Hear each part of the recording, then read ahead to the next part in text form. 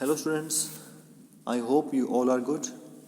Today we will be having a revision from the topic infancy. From infancy to childhood और adulthood जहाँ तक होएगा. ठीक है, हम स्टार्ट करते हैं पहले इन्फेंसी से. पिछली क्लास में वी टॉक्ड अबाउट कि डेवलपमेंट होती क्या है, उसके अलग अलग फैक्टर्स हमने पढ़े थे. यहाँ पे हम पढ़ेंगे कि इन्फेंसी के अंदर, इन्फेंसी मतलब जैसे ही हमने बर्थ लेके 2 साल तक का जो पीरियड है ये हमारा आता है इन्फेंसी में. ठीक है, बर्थ से लेकर 2 साल तक, राइट आफ्टर द बर्थ. तो हम कैसे कैसे डेवलप करते हैं, कैसे कैसे बढ़ते हैं, कैसे कैसे हमारे अंदर चेंजेस आते हैं. कुछ जो जैसे छोटा बच्चा होता है, आप लोगों ने देखा होगा कि छोटा बच्चा स्टार्टिंग वो एक्टिविटीज़ कैसे करता है. वो थम्स अप करता है, चुबाइयाँ लेता है, आंखें झपकाता है, थोड़ी सी स्माइल करता है, लुढ़कता है, गर्दन हिलाता है, हाथों को हिलाता है. ये छोटे छोटे उसके एक्शंस हैं अलग अलग. वो देखता कैसे है. हम इन सब चीज़ों को ना कैटेगरी वाइज स्टडी करेंगे कि सबसे पहली इसमें जो कैटेगरी आती है वो आती है हमारी मोटर डेवलपमेंट की. मोटर डेवलपमेंट, मोटर से यहाँ पे हमसे रिलेट किया जाता है कि हमारी मसल्स कैसे काम कर रही है. ठीक है, हमारे रिफ्लेक्स एक्शन कैसे हैं, रिफ्लेक्सेस कैसी हैं. कि जब बच्चा होता है ना 0 से लेकर 2 साल तक का, तो उसमें कुछ एक मोटर एक्टिविटीज़ ना उसके अंदर इनबॉर्न होती हैं, कुछ एक रिफ्लेक्स एक्शन उसके अंदर इनबॉर्न होते हैं. जैसे कि जुबाइयाँ लेना, यॉर्निंग करना, आंखों को झपकाना, ब्लिंकिंग करना. कोई शोर आता है तो आंखों को ऐसे दबा देना, या फिर वहाँ से गर्दन घुमा देना, या फिर खांसना, छींकना, हिचकियाँ लेना. ये कुछ एक इम्पोर्टेंट चीज़ें हैं, रिफ्लेक्स एक्शंस हैं जो बच्चे के अंदर इनबिल्ट होते हैं जैसे वो पैदा होता है. ठीक है, फिर धीरे धीरे ये कैसे कैसे डेवलप करेंगे कि धीरे धीरे उसके अंदर कुछ एक बेसिक मोटर स्किल्स आएंगी. बेसिक मोटर स्किल से हमारा रिलेटेड है कि वो क्या करेगा, चीज़ों को पकड़ने की कोशिश करेगा, अपना हाथ आगे ले जाके चीज़ों को उठाने की कोशिश करेगा, ग्रैस्प करने की कोशिश करेगा, चलने की कोशिश करेगा. स्टार्टिंग में क्या है, रेंगने की कोशिश करेगा. उससे पहले क्या है, वो पहले करवट लेना सीखेगा, सीधा होना सीखेगा, उल्टा होना सीखेगा. ठीक है, ये सब चीज़ें हमारे आती है मोटर डेवलपमेंट में. इसमें फिर अगला हमारा आता है उस बच्चे की सेंसरी एबिलिटीज़. सेंसरी एबिलिटीज़ में हमारा क्या क्या आता है कि बच्चे की सेंस ऑर्गन्स कैसी हैं. जब बच्चा पैदा होता है तो उसकी सेंस ऑर्गन सारी बहुत ज़्यादा वीक होती है. कि एक सिंपल अगर एक आई साइट का भी एग्जांपल हो, तो जो बच्चे की आई साइट है ना वो बहुत कम धुंधली होती है और उसको दिखता नहीं है दूर का, उससे बस पास की चीज़ दिखती है. तो इसलिए बच्चा अगर आप दूर से कुछ बोलोगे तो ना उसको सुनाई देगा, ना ही वो उसको स्मेल कर सकता है, ना ही देख सकता है. लेकिन धीरे धीरे जैसे जैसे बच्चा 6 महीने का होता है तो उसकी विजन भी बढ़ना चालू कर देती है, उसकी हियरिंग कैपेसिटी भी, उसकी स्मेल करने की कैपेसिटी भी बढ़ना चालू कर देती है. ठीक है, तो स्टार्टिंग में उसकी सेंस ऑर्गन सारी वीक होती हैं. इस समय जो ये मोटर एक्टिविटीज़ वगैरह हैं, इसके कुछ एक रिफ्लेक्स एक्शंस हैं जो इसमें बता रखी हैं, जो कि है एक है रूटिंग. रूटिंग का मतलब है अपने हेड को घुमाना और स्माइल करना. कि जैसे आपने बच्चे को टच किया तो बच्चे ने अपना हेड घुमाया. ठीक है, आपने जैसे उसको उसको गालों को टच किया तो उसने स्माइल की हल्की सी. ये आती है रूटिंग. इस रिफ्लेक्स एक्शन को बोलते हैं रूटिंग. अगला होता है मोरो. मोरो होता है कि जैसे ही बच्चे को कोई जोर बहुत ही लाउड नॉइज आई, तो लाउड नॉइज आते ही बच्चा अपने आप को पीछे धकेल देगा या अपने हाथ खोल देगा डर के मारे. ये होती है मोरो.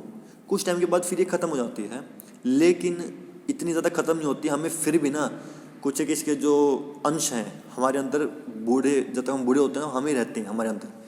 कि छोटा बच्चा क्या है, लाउड नॉइज आई तो उसने अपने हाथ पीछे कर लिया, अपनी बॉडी को पीछे कर लिया. लेकिन अब हम इस स्टेज पे क्या करते हैं, लाउड नॉइज आने पर हम अपनी आंखों को झपका देते हैं, अपने फेस को ऐसे पिचकाने की कोशिश करते हैं. ठीक है, ये हमारे अंदर अभी भी ऐसे कुछ एक अंश. अगला आता है ग्रैस्प. ग्रैस्प सिंपल पकड़ना, चीज़ों को पकड़ना, चीज़ों की तरफ बढ़ना. या फिर जब आप बच्चे के हथेली को छुएंगे तो क्या करेगा, अपनी हथेली को बीच देगा, उंगलियों को दबाएगा, उंगलियों को पास लाने की कोशिश करेगा. ग्रैस्प. इसमें और कौन सा है, एक रिफ्लेक्स एक्शन है जो कि है बिबिन्स्की. बिबिन्स्की क्या होता है कि जब आप बच्चे की टांग को तलवे के नीचे, टांगों पे तलवे के नीचे उसको टच करते हैं ना, तो ऐसे उंगलियों को मूव करेगा वो। ये उसका रिफ्लेक्स एक्शन है, उसने सीखा नहीं है, उसके अंदर इनबिल्ट होता है बच्चे के अंदर जैसे वो बच्चा पैदा होता है।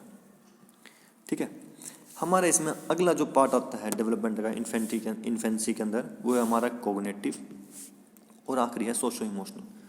कोग्निटिव कैसे कि जीन पियाजे ने ये कहा, जीन पियाजे स्ट्रेस आउट दैट जो बच्चे हैं ना वो अपना एनवायरनमेंट को, अपने आसपास की चीज़ों को ना एक्टिवली कंस्ट्रक्ट करते रहते हैं, उसमें चेंज लाते रहते हैं, और इस चेंज से वो अपनी जो वर्ल्ड है, अपने आसपास का जो वर्ल्ड है उसके प्रति एक अंडरस्टैंडिंग डेवलप करते हैं।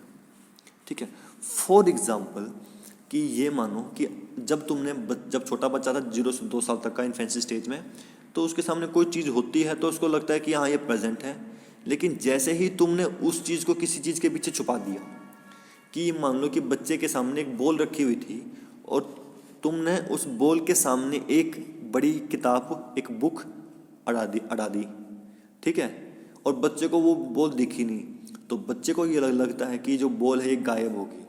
जैसे आप लोग उस किताब को हटा दोगे ना, तो किताब हटाते उसको बॉल दिख जाएगी, तो बच्चे को लगेगा कि हाँ ये बॉल यहाँ पे कैसे आ गई।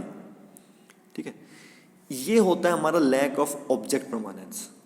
ऑब्जेक्ट परमानेंस मतलब कि कोई ऑब्जेक्ट वहाँ पे मौजूद है या नहीं। ठीक है, ये होता है ऑब्जेक्ट परमानेंस, कि हमने उस चीज़ को छुपा दिया, लेकिन फिर भी क्या है, बच्चों को ये लग रहा है कि उसको ये नहीं पता कि ये छुपी हुई है यहाँ पे, इसके पीछे, बुक के पीछे हमारी बॉल है, उसको ये पता नहीं है। ठीक है, तो ये क्या होता है, हमारा लैक ऑफ ऑब्जेक्ट परमानेंस। इसकी डेफिनेशन के बारे में यहाँ बता रखा है कि ऑब्जेक्ट परमानेंस क्या कहता है कि पियाजे का according the children at this stage do not go beyond their immediate sensory experience, that is lack object permanence. The awareness that the object continues to exist, ये है main, the awareness that the object continues to exist when not perceived।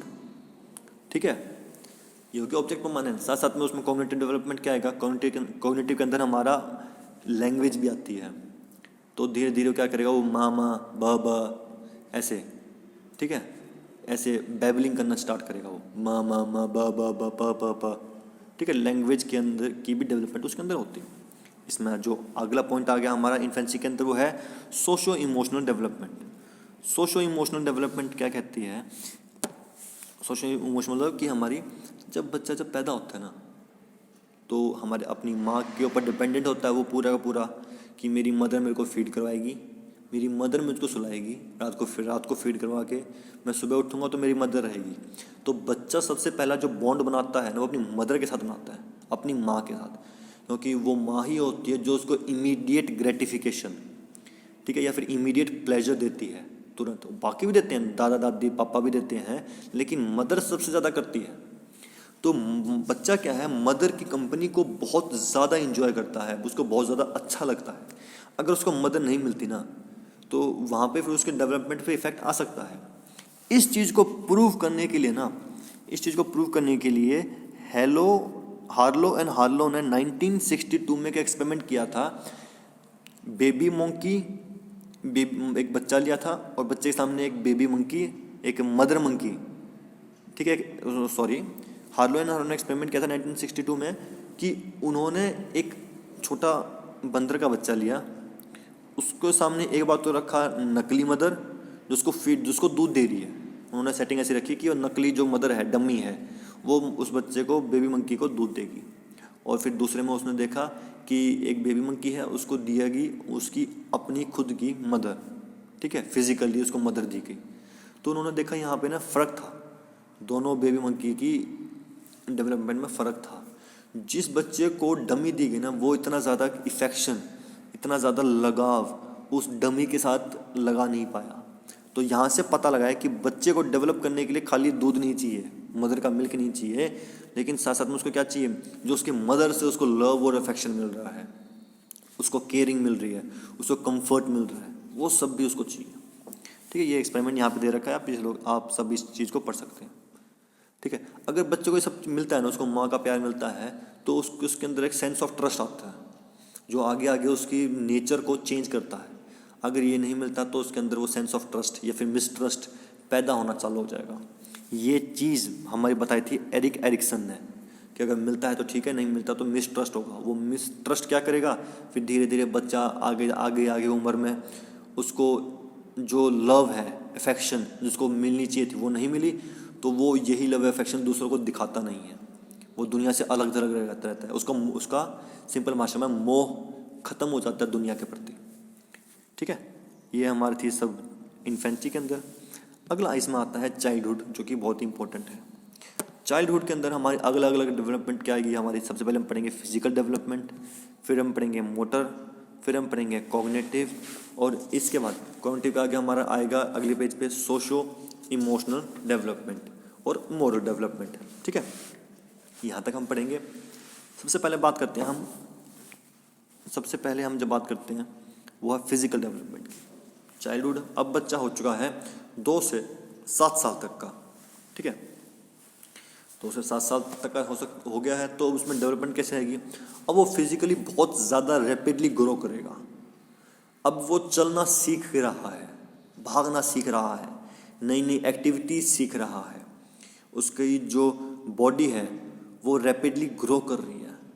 ठीक है, और साथ साथ में क्या rapidly grow कर रही है, मतलब कि टेक्निकली क्या है, उसके अंदर का जो बॉडी फैट है ना, वो बॉडी फैट कम हो रहा है, तो उसकी बॉडी अब क्या है डेवलप कर रही है, लेकिन इतनी ज़्यादा मोटी नहीं हो रही। वो बच्चा इतना ज़्यादा मोटा नहीं रहता, बहुत कम होते हैं जो 2 से 7 साल के जो बहुत ज़्यादा मोटे रहते हैं, उतना मोटा नहीं रहा, क्योंकि उसके अंदर का फैट सारा कंज्यूम हो रहा है डेवलपमेंट के अंदर। ठीक है, और एक कैरेक्टरिस्टिक्स कि उसका बच्चे का हेड जो होता है वो बाकी बॉडी के कंपैरिजन में बहुत ज़्यादा बड़ा होता है। ये होता है सबके अंदर। ठीक, यहाँ पे जब हम चाइल्डहुड में फिजिकल डेवलपमेंट की बात करते हैं, तो ये 2 अलग अलग चीज़ों से हम इसको देख सकते हैं, 2 अलग अलग पॉइंट्स हैं। बच्चे की डेवलपमेंट होती है, एक होती है हेड रीजन से लेकर टो रीजन तक या टेल तक, इस डेवलपमेंट को बोलते हैं कैपाकोडिली डेवलपमेंट। दूसरी होती है प्रॉक्सिमोडिस्टल। प्रॉक्सिमोडिस्टल मतलब कि जो ग्रोथ है या कंट्रोल है बच्चे का, वो सेंटर से आउटवर्ड की तरफ गेन करना चालू करता है। सेंटर से मतलब कि हमारा जो स्टमक का जो रीजन है, जो चेस्ट का रीजन है, वहाँ से हम कंट्रोल करना स्टार्ट करते हैं, और हमारा कंट्रोल आउटवर्ड की तरफ, मतलब हमारी फिंगर्स की तरफ, हाथों की फिंगर्स की तरफ बढ़ता है। ठीक है, ये इस तरीके से, एक ऊपर से नीचे कैपाकोडिली, एक सेंटर से आउटवर्ड प्रॉक्सिमोडिस्टल। ठीक है, इस चीज़ को ना जो प्रॉक्सिमोडिस्टल है, ये आप देख सकते हो कि सबसे जब बच्चा चलना स्टार्ट करता है ना, उससे पहले क्या है, वो अपने पेट को या फिर अपनी कमर को कंट्रोल करना सीखता है। कमर जब उसकी कंट्रोल हो जाती है, फिर वो अपने हाथों की मूवमेंट करता है। जब उसकी हाथों की मूवमेंट उसके कंट्रोल में आ जाती है, वो सीख जाता है, फिर वो अपनी फिंगर्स की मूवमेंट करता है। फिर उसके बाद क्या आता है उसके अंदर, फिर वो फाइन मोटर स्किल्स की, अपनी फिंगर्स से कोई चीज़ पकड़ सकता है, अपनी फिंगर्स की ऐसे ऐसे अलग अलग शेप बना सकता है, उंगलियों को मोड़ सकता है, ये सब कुछ। ये मतलब सेंटर से आउटवर्ड की तरफ प्रॉक्सिमोडिस्टल। अगला इसमें पॉइंट आता है हमारा, वो है मोटर डेवलपमेंट। मोटर डेवलपमेंट क्या है, अब से पहले इन्फेंसी तक बच्चे के अंदर ग्रॉस मोटर स्किल्स थी, मतलब मोटर स्किल्स तो थी लेकिन वो मोटी मोटी थी। बच्चा अब हाथ हिला रहा है, बाय बाय कर रहा है, लेकिन अब 2 से 7 साल तक के बच्चे में क्या होगा, उसके अंदर फाइन मोटर स्किल्स आ जाएंगी। ठीक है, उसके अंदर फिंगर डेक्सटेरिटी आ जाएगी। फिंगर डेक्सटेरिटी मतलब कि उसकी फिंगर्स कंट्रोल में आ जाएंगे उसके। ठीक है, फिंगर्स को मूव कर सकता है, उसके अंदर हैंड आई कोऑर्डिनेशन आ जाएगा। ये सब होता है हमारा मोटर डेवलपमेंट के अंदर। ठीक है, यहाँ पे नीचे जो दे रखी है ना टेबल 4.3 में, इसमें अलग अलग motor activities, gross motor skills और फाइन मोटर स्किल्स दे रखी हैं। You can all read all these motor skills by yourself. ठीक है, इसमें बता रखा है अलग अलग सर कि क्लाइंबिंग, हॉपिंग, रनिंग, ठीक है, जिगसॉ स्टार्ट करना है या पजल्स को बनाना, वो सब कुछ। इसमें अगला टॉपिक आता है हमारा, वो आता है कॉग्निटिव डेवलपमेंट, जो कि बहुत इंपॉर्टेंट है चाइल्डहुड के अंदर। कॉग्निटिव, अब कॉग्निटिव क्या हो गया, अब इन्फेंसी में तो बच्चे के अंदर ऑब्जेक्ट परमानेंस नहीं थी, लेकिन यहाँ पे जो बच्चा है वो ऑब्जेक्ट परमानेंस एक्वायर कर लेता है। ठीक है, ये चीज़ क्या है देखने के लिए नॉर्मली, तो जो हम जो ऐसे करते हैं ना कि बच्चे को हम छुप जाते हैं और उसके सामने आ जाते हैं कि बेटा हम आ गए, धप्पा कर देते हैं, तो वो जो गेम है ना, वो 2 साल तक के बच्चे के लिए सही है, लेकिन 2 साल से 7 साल के बच्चे के लिए वो गेम बेकार है। क्यों? क्योंकि उसके अंदर अब ऑब्जेक्ट परमानेंस आ गया है। पियाजे ने इस स्टेज को किससे कंपेयर किया था? उसकी स्टेज प्री ऑपरेशनल से कंपेयर किया था। ठीक है, टेबल नंबर 4.2 में दे रखी है पियाजे की 4 स्टेज। तो उसकी जो प्री ऑपरेशनल स्टेज थी उससे कंपेयर किया गया था कि कैसे कि यहाँ पे बच्चे के अंदर ऑब्जेक्ट परमानेंस आ चुका है। ठीक है, अब वो अलग अलग फिजिकल, किसी भी ऑब्जेक्ट के फिजिकल एट्रीब्यूट्स को देख सकता है, हैंड आई कोऑर्डिनेशन वगैरह कर सकता है। ठीक है, ये सब कुछ चीज़ आ गई। अब जो बच्चा है, अब वो धीरे धीरे ऑब्जेक्ट परमानेंस उसके अंदर आ चुका है, तो बच्चे के अंदर अपने आप ही ईगोसेंट्रिज्म डेवलप हो जाएगा। ईगोसेंट्रिज्म होता है खुद के ऊपर फोकस। ठीक है, अपने आप से कि चीज़ों को देखेगा ना, दुनिया को देखेगा तो वो अपने ही चश्मे से देखेगा कि उसको जैसी दुनिया दिखती है दुनिया वैसी ही है, वो ये मान के चलता है। ठीक है, ईगोसेंट्रिज्म के अंदर जो मेन पॉइंट है, 2 मेन पॉइंट हैं, वो आते हैं। सबसे पहला एनिमिज्म और दूसरा होता है सेंट्रेशन। एनिमिज्म एनिमल कि उसको लगता है कि उसकी चारों जो भी चीज़ है ना, लिविंग हो चाहे नॉन लिविंग हो, सभी को दर्द होता है, सभी जीवित है। ठीक है, जैसे तू जीवित है वैसे ही तेरे अराउंड सारी चीज़ें जीवित हैं, कि बेंच हो गया, बोर्ड हो गया, सब कुछ सारी लिविंग्स हैं। तो उसको ये लगता है। तो जनरली जैसे जब बच्चा जब गिर जाता है ना, 2 से 7 साल का बच्चा नीचे, तो हम क्या करते हैं, उस फर्श को लात मारते हैं या बोलते हैं कि हमने उसको मार दिया। ठीक है, तो बच्चा चुप हो जाता है, ये सोचता है कि हाँ, इसने फर्श ने मुझको चोट मारी तो मेरे पेरेंट्स ने इसको चोट मार दी, हिसाब बराबर हो गया, तो चुप हो जाता है। ये चीज़ होती है एनिमिज्म। ठीक है, एनिमिज्म होगी। अब यहाँ पे एनिमिज्म के साथ साथ क्या क्या आता है, अब जो बच्चा है ना, बच्चे के अंदर कई सारे सवाल आते हैं कि यार ये चीज़ ऐसी क्यों है। ठीक है, वो रैंडमली कुछ भी पूछ लेता अपने पेरेंट्स से या टीचर से कि ये आसमान नीला क्यों है, पानी गीला गीला क्यों है।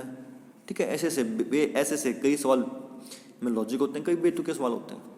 मतलब कि साथ साथ में बच्चा डेवलप कर रहा है पियाजे के अकॉर्डिंग एक इंट्यूटिव थॉट डेवलप कर रहा है। इंट्यूटिव थॉट कि उसके अंदर अपनी एक विचारधारा पनप रही है, बढ़ रही है। ठीक है, जो उसको हेल्प करती है अंडरस्टैंड करने में दुनिया को। ठीक, फिर ईगोसेंट्रिज्म का दूसरा टॉपिक था सेंट्रेशन। सेंट्रेशन क्या है कि बच्चा जो है चाइल्डहुड में 2 से 7 साल का बच्चा, वो किसी भी ऑब्जेक्ट के किसी एक सिंगल फीचर के ऊपर ध्यान दे सकता है। बस वो कई सारे फीचर्स पे ध्यान नहीं देगा, वो किसी एक सिंगल फीचर्स के ऊपर। कि एग्जांपल के मैंने तुमको बताया था कि उसके सामने अगर तुम एक कटोरा रखोगे दूध का और एक बड़ी सारी लंबी सी बोतल रख दोगे दूध की, ठीक है, दोनों में क्वांटिटी सेम है कि बड़ी बोतल में भी दूध उतना ही है जितना कटोरे में है, लेकिन बच्चा उठाएगा बोतल वाले दूध को। क्यों? क्योंकि उसके हिसाब से वो ज़्यादा है, वो बड़ा है। इसका एक लाइव एग्जांपल मैं तुमको क्लास में दिया था कि चॉकलेट्स का, कि छोटे बच्चों की जो चॉकलेट होती है 5 रुपए की मंच होती है, वो 5 रुपए में बहुत बड़ी आती है। बच्चों को लगता है कि हाँ इसमें इतनी सारी चॉकलेट है, लेकिन जैसे जैसे हम बड़े होते हैं तो हमें मंच अच्छी लगती है। हम क्या करते हैं, कैडबरी की, ठीक है, डेयरी मिल्क खा ली, जो कि बहुत छोटी होती है साइज़ में। ठीक है, तो हम, क्योंकि हमें पता लग जाता है कि यार ये मतलब कि मंच में ना उम्र के साथ साथ कि मंच में चॉकलेट कम होती है और वो बेकार है, इसलिए हम डेयरी मिल्क या फिर कुछ और खाएंगे। ठीक है, ये सब चीज़ें काम करती हैं। पियाजे ने फिर यहाँ पे बोला कि अब बच्चा क्या है, उसके अंदर इंट्यूटिव थॉट आ रहे हैं, तो चीज़ों को ना लॉजिकली कुछ समझने की कोशिश कर रहा है। समझने की कोशिश कैसे कर रहा है? अब वो सोच रहा है कि यार ये चीज़ ऐसे क्यों होती है, वो लॉजिकल थॉट अपना रहा है। मन की मतलब कि वो एक कंक्रीट ऑपरेशनल थॉट लगा रहा है, अपनी मेंटल एबिलिटीज़ को डेवलप कर रहा है, बढ़ा रहा है, एक्सपेंड कर रहा है चीज़ों को समझने के अंदर। ठीक है, ये सारी चीज़ें। इसमें फिर अगला टॉपिक आता है हमारा उस डेवलपमेंट के अंदर, जो कि है socio emotional development. Socio emotional development कैसे कि चाइल्डहुड के अंदर बच्चा जब डेवलप करेगा तो 3 चीज़ें उसके मेन होंगी डेवलपमेंट में, एक सेल्फ डेवलपमेंट, एक जेंडर डेवलपमेंट और एक मॉरल डेवलपमेंट। सेल्फ डेवलपमेंट क्या कि एरिक्सन कहते हैं the way parents respond to their self initiated activities lead to the development of sense and initiative और सेंस ऑफ गिल्ट। ठीक है, सेल्फ कि वो बच्चा क्या है, खुद को अंडरस्टैंड करेगा कि तुम कैसे हो, तुम्हारे क्या क्या फीचर्स है, तुम्हारे बाल ऐसे के हैं, तुम लंबे हो, तुम तगड़े हो, वो बच्चा ऐसा है, वो बच्चा वैसा है, उसकी फिजिकल कैरेक्टरिस्टिक्स, और वो कंपेयर करेगा अपने आप को दूसरों से। ये चाइल्डहुड के अंदर है कि उसका टिफ़िन में ऐसा है, मेरा टिफ़िन ऐसा है, मेरा बैग ऐसा है, उसका बैग ऐसा है। ठीक है, वो कंपेयर करेगा। दूसरा क्या है उसके अंदर, जेंडर डेवलपमेंट।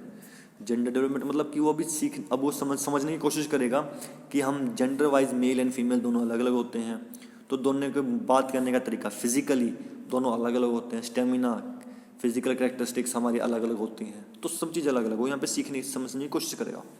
और अगला आता है जो इम्पोर्टेंट है इसमें, मोरल डेवलपमेंट।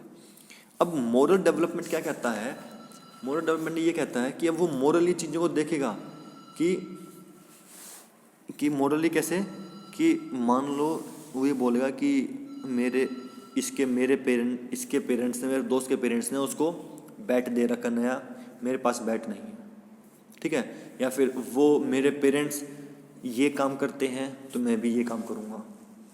एक सबसे बेसिक एग्जांपल क्या है कि जिसके बच्चे के पेरेंट्स चोरी करते हैं तो वो बच्चा चोरी करना बहुत जल्दी सीखेगा, क्योंकि वो उनको देख के, अपने सोशल एनवायरनमेंट को देख के सीख रहा है। अगर किसी बच्चे के कोई दोस्त हैं जो चोर हैं तो बच्चा अपने आप चोरी करना सीख जाएगा, ठीक है, क्योंकि वो मोरली वो सीख रहा है, उसकी मोरल डेवलपमेंट यहाँ पे हो रही है, ठीक है।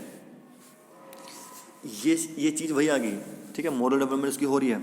और साथ साथ में क्या आ गया, अब वो चीज़ों को कैसे कि उसकी चीज़ों की राइटनेस और रॉन्गनेस देखेगा, राइटनेस और रॉन्गनेस की कितना सही है कितना गलत है। और राइटनेस और रॉन्गनेस देखने से मतलब क्या है, यहाँ पे स्टार्टिंग में बच्चा राइट रॉन्ग कैसे देखता है कि अगर तुमने गलत किया तो तुम्हें पनिशमेंट मिलेगी, अगर तुमने सही किया तो तुम्हें रिवॉर्ड मिलेगा। इस चीज़ के बारे में बताया था हमें कोलबर्ग ने, लॉरेंस कोलबर्ग पूरा नाम था, लॉरेंस कोलबर्ग ने बताया था कि यंग बच्चा, मतलब कि 9 साल तक का बच्चा, वो चीज़ों को देखता है कैसे कि मैंने कुछ सही किया है, सही है तो मतलब कि मुझको रिवॉर्ड मिलेगा, गलत किया तो मतलब मुझको पनिशमेंट मिलेगा, तो इस हिसाब से देखता है। लेकिन धीरे धीरे जब बच्चा और बड़ा होता है ना, तो उसके अंदर मोरल डेवलपमेंट कैसे आती है कि उसकी मोरल डेवलपमेंट फिर वो फ्रेम होना चालू हो जाती है उसके आसपास के फ्रेंड सर्कल के अराउंड, कि उसके दोस्त कैसे हैं सारे, ठीक है, उसके अराउंड उसकी फिर मोरल डेवलपमेंट चालू हो जाएगी कि मेरे दोस्त ऐसे कर रहे हैं तो ये सही है तो मैं भी ऐसे करूँगा, मेरे दोस्त ऐसे कर रहे हैं ये गलत है तो मैं ऐसे नहीं करूँगा। तो मोरल डेवलपमेंट के बच्चे की धीरे धीरे हर चीज़ के साथ साथ चेंज होती रहती है, ठीक है। यहाँ पे ये इतना जो पोर्शन है इसमें इंपॉर्टेंट है, ये मैं सारा क्रक्स जो इसका दे रखा है। ये किसके अकॉर्डिंग है, हमारे लॉरेंस कोलबर्ग के अकॉर्डिंग। कोलबर्ग ने ना इसके ऊपर एक एक्सपेरिमेंट भी किया था जो यहाँ पे गिवन है, जो यहाँ पे पेज नंबर 76 में फर्स्ट कॉलम में नीचे वाला जो पैराग्राफ है उसमें सेंटर में एक्सपेरिमेंट किया था उन्होंने कि 2 बच्चों को अलग अलग वीडियो दिखाई, जिसमें उनको एक बार तो मोरल डायलेमा फेस करना पड़ा, ठीक है, उनको अलग अलग मोरल डायलेमा फेस करना पड़ा। तो स्टोरी का अकॉर्डिंग फिर उन्होंने ये सब कंक्लूजन जो था ये सब पता लगाया, ठीक है। दैट्स ऑल फॉर टुडे बेटा, नेक्स्ट क्लास में हम इससे आगे का पढ़ेंगे। Thank you.